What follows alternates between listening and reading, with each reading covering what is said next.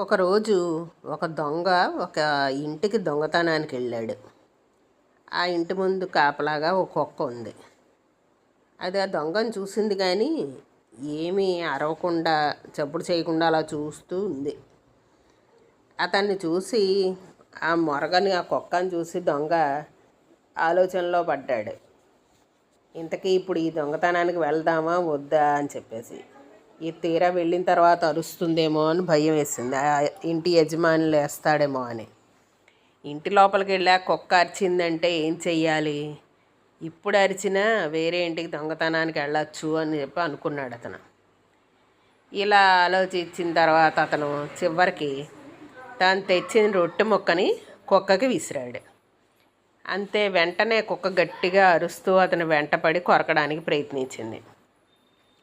అప్పుడు దొంగ కుక్కను చూసి ఇలా అడిగాడు, నన్ను చూసి కూడా అరవలేదు కదా నువ్వు ముందు, ఇప్పుడు బిస్కెట్ వేయగానే నువ్వు ఎందుకు అరుస్తున్నావు అని అడిగాడు. నువ్వు ఊరికే ఉన్నప్పుడు ఒకవేళ నువ్వు ఇంటి బంధువు లేక తెలిసిన వ్యక్తి అయి ఉంటావని అనుకున్నాను నేను, కానీ ఎప్పుడైతే నువ్వు నాకు ఫ్రీగా బిస్కెట్ ఇచ్చావో అప్పుడు అర్థమైంది నువ్వు దొంగవని అని చెప్పింది కుక్క. ఇది ఆలోచించాల్సిన విషయమే కదా మరి. ఉచితం అనగానే ఆలోచన మర్చి ఎగబడిపోతున్నారు జనాలు. ఉచితంగా ఇచ్చారంటే అందులో ఎంతటి అర్థం ఉందో అర్థం చేసుకుంది కుక్క.